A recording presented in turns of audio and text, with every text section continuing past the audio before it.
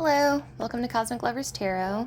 This is another installment of Flip Through Friday, where I've been going through my tarot and oracle deck collection and just kind of going through the cards one at a time. So this is part unboxing. It's not first impressions because I have spent a little bit of time with these decks. I haven't spent a lot of time with this one, but in the future, moving forward, I'm going to wait and do the unboxings on camera. So whenever I get a new deck, I'll just do, so it will actually be first impressions. But this will be helpful for you if you're looking to purchase this deck and you want to see what the cards are like. Or if you already own the deck and you just want to hear my opinions on some of the cards, or another way you could utilize this as a divination tool would be you could like scroll to a random part of the video, and then whatever card it happens to be on when you scroll, like you could ask a question and then just scroll to wherever feels natural in the video, and whatever card is up, that's the answer to your question. So that would be one way to use the video. Anyways, today we're going to be looking at the Dragon Oracle cards by Diana Cooper.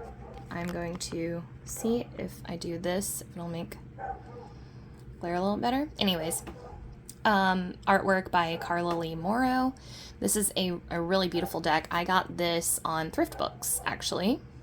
So it comes in this box, the dragon on the front, the fire dragon. It's a box set.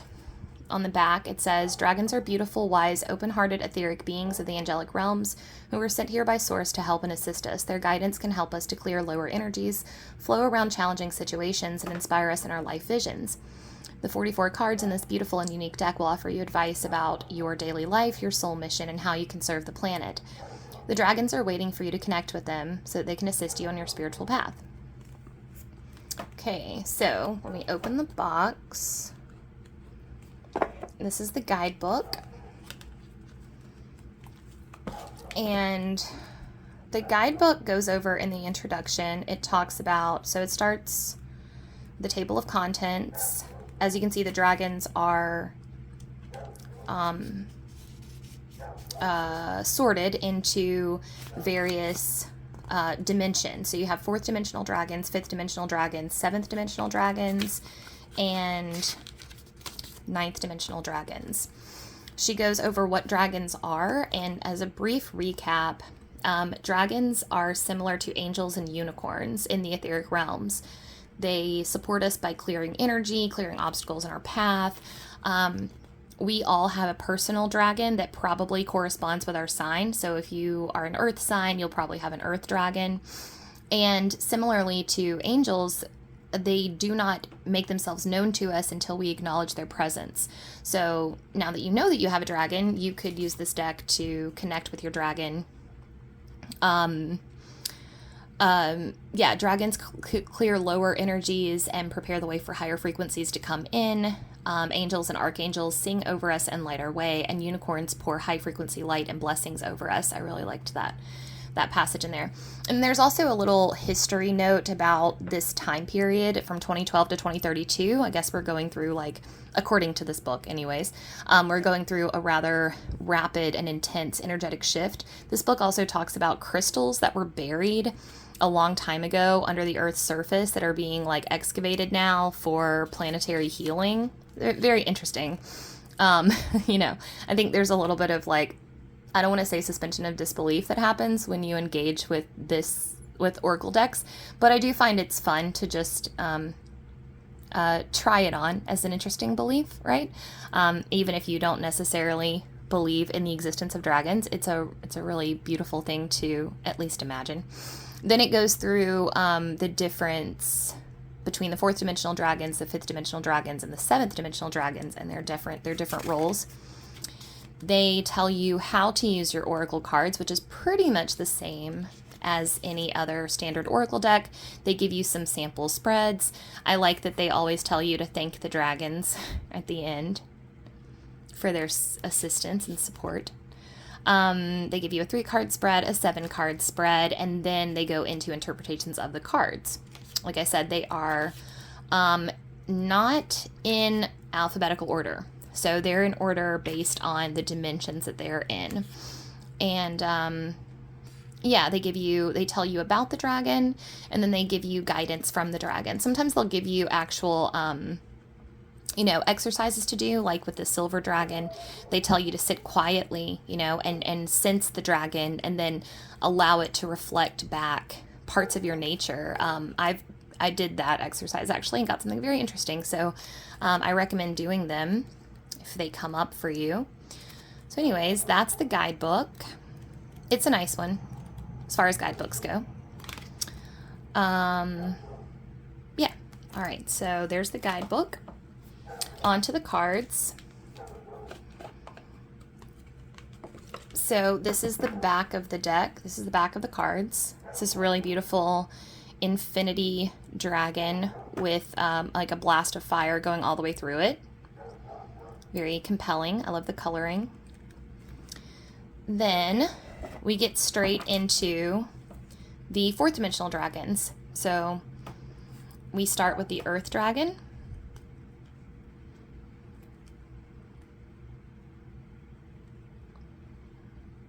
And then the air dragon. And they always give you a little summary, helps you rise above earthly matters. And then a little snippet of the guidance right here on the card. Communicate honestly, brings inspiration and hope, see life from a higher perspective. So I like that. You don't necessarily have to use the guidebook too much. I mean, it's nice to use the guidebook, but it's nice to have these little, I like when the oracle cards have little snippets on them. The fire dragon.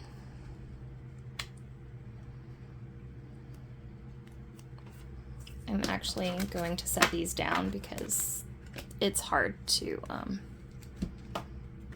hold them when there's so many. So that's the fire dragon.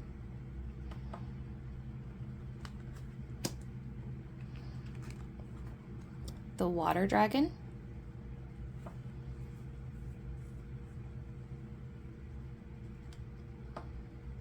I like that he looks like he lives under the sea.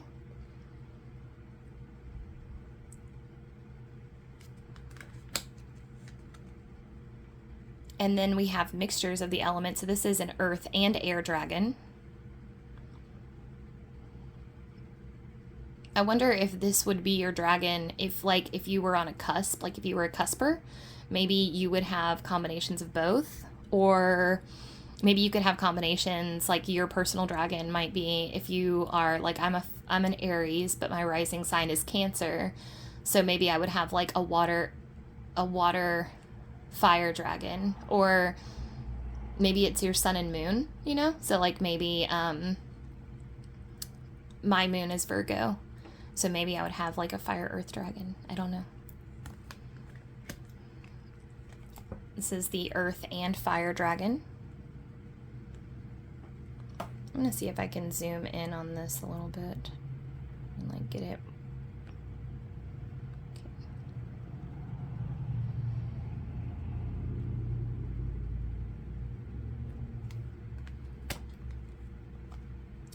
The earth and water dragon.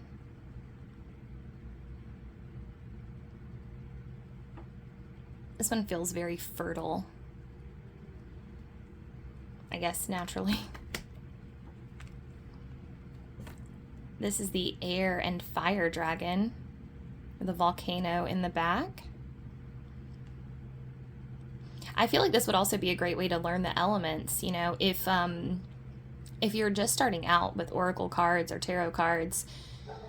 A great place to start is something that really draws your attention, that you love. Like, for instance, when I got this dragon deck, you'll notice when you start getting a lot of decks, or when you start getting into decks, but some decks I get and I'm like, cool, this is an interesting deck. I like it. Some decks I get and I'm like, oh wow, I'm so intimidated by this, I don't even know where to begin. I'm not totally vibing with this deck. And that's important too, because a deck that you don't vibe with might have important lessons for you. Or if you're a professional reader, using a deck that intimidates you or feels foreign to you might mean that deck's style of communicating is different than yours, which is really cool because it can train you in how to be more, I have some decks that are very succinct and can almost be harsh, and I am not like that. I'm like, I like to sugarcoat things and make things really gentle, and so it's good for me to work with decks that are like against me, if that makes sense.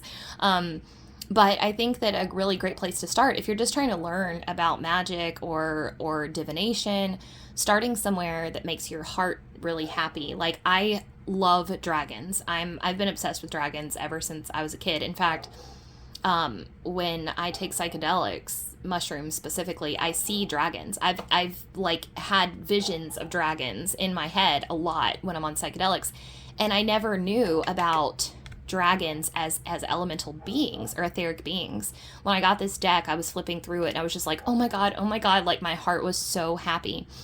And so finding something like that, I once did a tarot event with a tarot reader who said she learned on a Golden Girls deck how to read tarot because she loves Golden Girls. And so whatever can help you imprint these things. So if you really vibe with dragons and you're just trying to learn, this would be a great way to learn what the elements mean, you know? Sorry for the little rant there. This is an air and water dragon. I love the water dragons and the fire dragons. Those are the ones that I'm drawn to the most. I don't know what that says about me. This is a fire and water dragon. Wow, that almost looked like two dragons to me that were like joining in the air. Like it didn't even look like one dragon. It looked like two. This is the golden Christed dragon. Oh, so we have now moved into, I should tell you, that was all of the 4th dimensional dragons. Now we're moving into the 5th dimensional dragons. So the 5th dimensional dragons, like the 4th dimensional dragons, are all element based. And now we're moving into more like higher consciousness things. This is obviously related to Christ consciousness. So very, very interesting. You'll see in this deck there's some very interesting parallels and cross-cultural references in this deck, which I actually really like. This is the gold and silver violet flame dragon.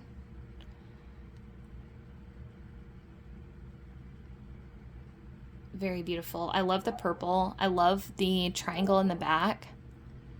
I'm very drawn to this one. Yeah, I was actually thinking like this is a magician's dragon, and then magic is in the title there.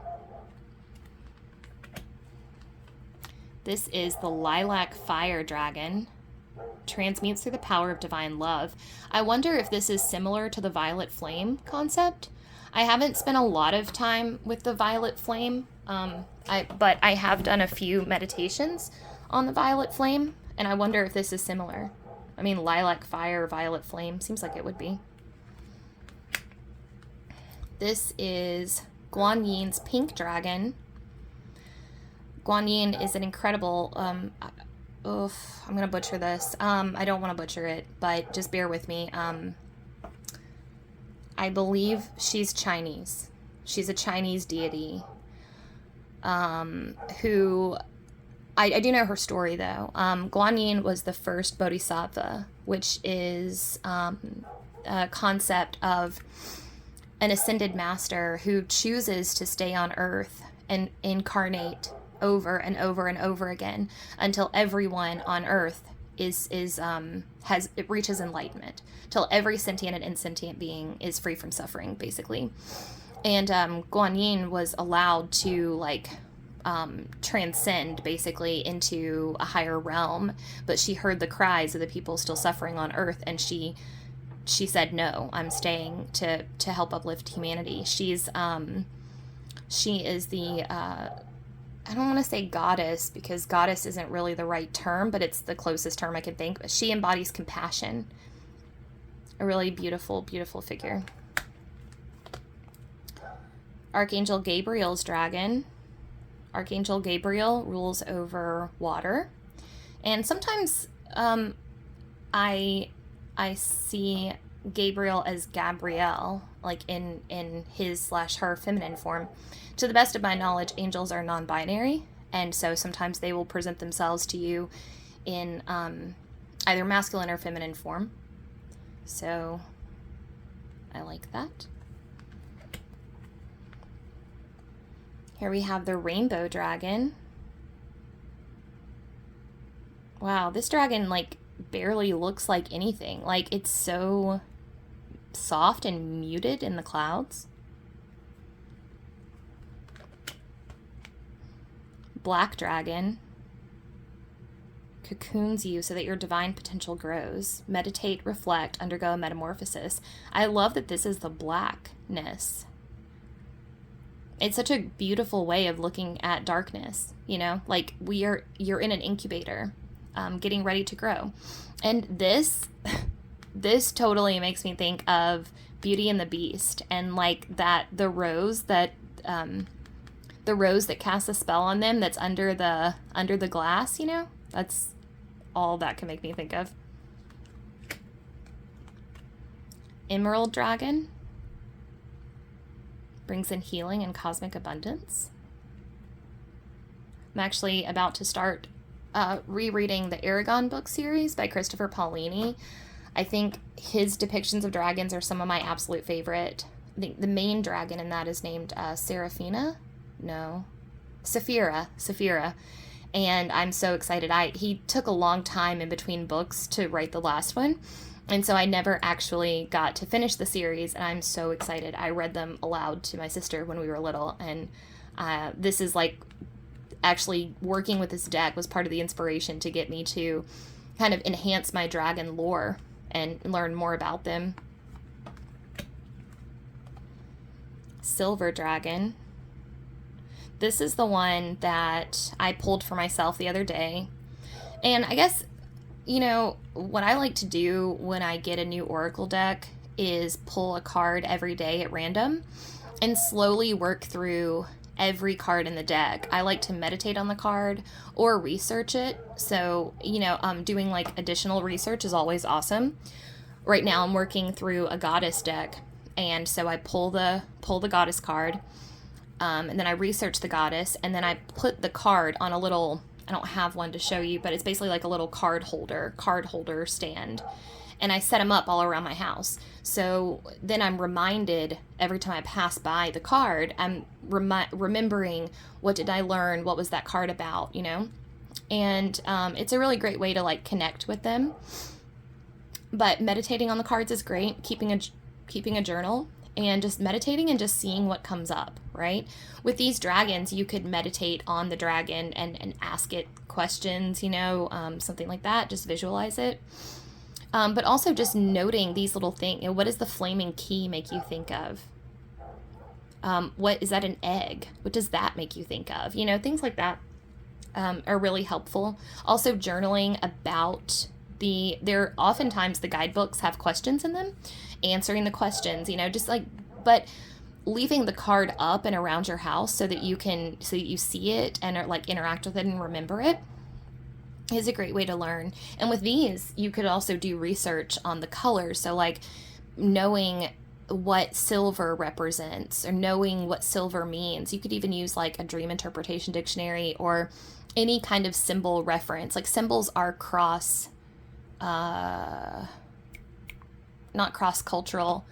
I mean, yes, they are. Some of them are. But symbols, if you know what silver means in a dream, it could be the same as what silver means if it comes up in a tarot reading, or if it's on a dragon. You know, silver is silver. Knowing its qualities, and knowing what it means to you. You know, when you think of silver, how do you feel about it? All of this helps to build kind of a symbolic dictionary that lives within you. Still a little tidbit. Here's an orange dragon. Now he brings soul families and communities together. Orange is the color of the sacral chakra. So that's kind of what I was immediately thinking. And I guess his chords here are for like bringing people together. Like I'm thinking of soul ties, soul bonds. This is the deep blue dragon. He looks like the dragon that Maleficent turns into in Sleeping Beauty. This is the crystal yellow dragon. And this is actually related to the crown chakra, but it's the color of the solar plexus, which is interesting. Oh, and he has a third eye. I think that's his third eye.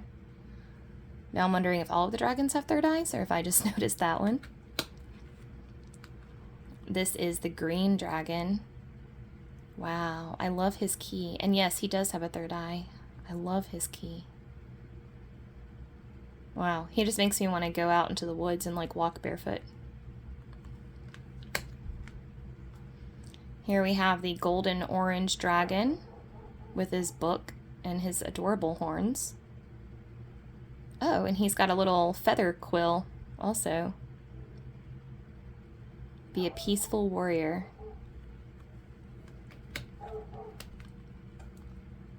Sunshine yellow dragon. Oh. Wow.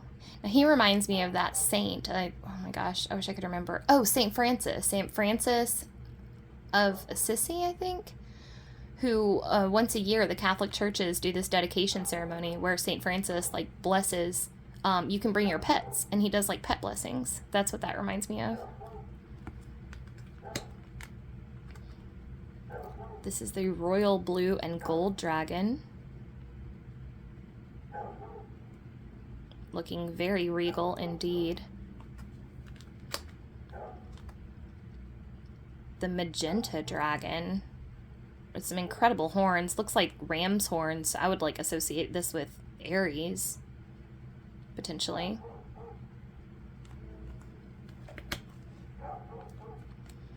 Black dragon from Saturn. Oh, and I think we just moved into the 7th dimensional dragons, but let me double check with the book. Oh, nope, not yet. Sorry. Okay, so this is still 5th dimensional dragons. Wow. Saturn is one of my favorite planets. I just went through my Saturn return, or / am still in it. It was a doozy, let me tell you. If you are not yet 29 years old, buckle up.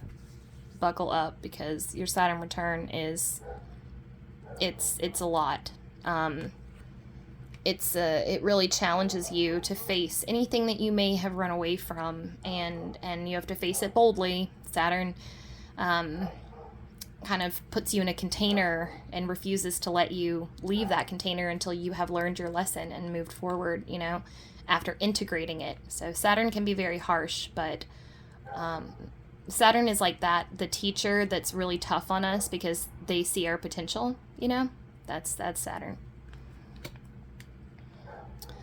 All right, Thor's red, black, and gold dragon. So see, I said it's like cross-cultural. Like we've had Archangel Gabriel, we've had Christ, we've had Guan Yin, and now we have Thor. So there's a lot of references here. He's quite the warrior, this one. Rose pink dragon. And now we have moved into the 7th dimension. So that was the end of the 5th dimension dragons. These are the 7th dimension dragons. Prepares your heart to connect with the higher facets of the cosmic heart. Beautiful. This has Sailor Moon written all over it. You know when Sailor Moon transforms and she's got those, she's always like flanked in rose petals? All over it. This is the aquamarine dragon from Neptune, holding another key. I love these seahorses. Seahorses are just amazing. How they break out of traditional gender roles and they sleep like curled up on little things so they don't like float away. It's so cute. This is the pure white dragon from Orion. So now we've moved into like celestial bodies. Well, I guess we did that with Saturn also. So this isn't our first celestial body. Blue dragon from the Pleiades. But the dragons are definitely getting more dynamic, right? Like they started as just earth, air, fire, or combinations of those, and now they're like, you can tell the energy is like ramping up with these dragons. This is the green gold dragon from Sirius. Wow. It's like somebody you would not want to mess with. This is the Silver Lunar Dragon. Bathes you in divine feminine light. I feel like her name is Luna. But that's probably me just being like completely on the nose. This is the Golden Solar Dragon. Helps you stand in your masculine power with wisdom.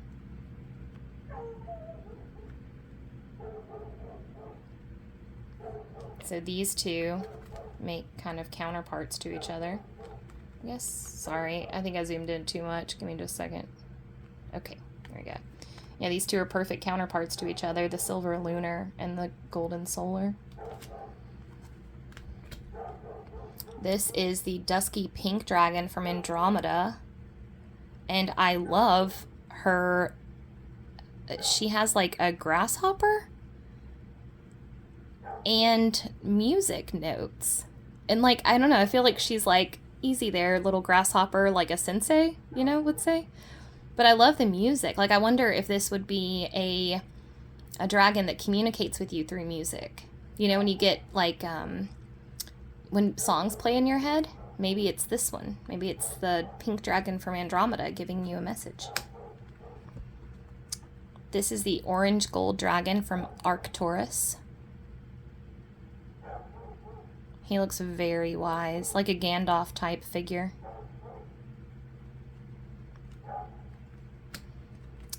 The white gold dragon from Lyra.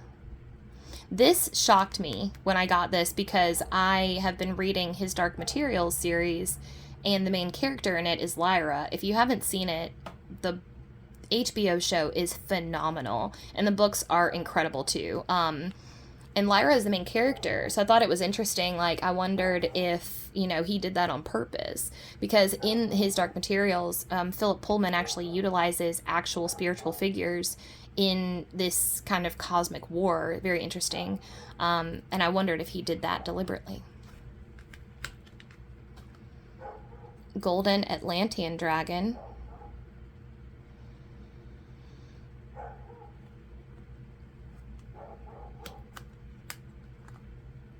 Dark blue galactic dragon. Wow. I wonder what he has in his pouch there. It's like starlight. Like he could create stars. I love these dragons. All right. Okay, now we've moved into the 9th dimensional dragons. So apparently dragons don't exist on 8th dimensional, on the 6th or the 8th dimension. So they're on 4th, 5th, 7th, and 9. And there are only 4 9th dimensional dragons, so they are like super potent and very rare. This is the Alpha Dragon, harnessing the divine masculine power of creation. So like if one of these comes up in a reading, you're like, whoa, you know, it's big deal. Wow. Yeah, he looks so dark, but so powerful too. Makes me feel like a clean slate. Now we have, in stark contrast, the Omega Dragon, who just looks so unbelievably kind. And so wise, so wise. And you have the masculine and feminine powers here too. So like this is a more phallic masculine. Masculine is straight up and down. Feminine masculine is vertical, feminine is horizontal, but also feminine is like circular, right? Like kind of circular and soft. And masculine is straight and like, yeah, I don't know. I think so anyways. I do know I'm right about this is feminine, this is masculine. But I don't know if feminine is circular, but I would think so because of the womb aspect, you know? And also because of like, well, anyways, I was trying to think about like the signs for masculine and feminine, but I guess that doesn't help very much because they both have circles in them. All right, and then the last one is the Source Dragon. Attunes you to the infinite. Be still in the silence. Magic can happen. Be in the moment. And we have a little hearken to the Magician in the tarot with the little, actually 2 cards in the tarot with infinities on the top of their heads. The Magician and the and strength. So there you have it. There is the Dragon Oracle Cards deck by Diana Cooper. And if you liked this flip through, I will be doing this every Friday with a different deck of mine. So thank you for joining me. I hope you all have a beautiful rest of your day. And yeah, I hope to hear from you all soon. Bye.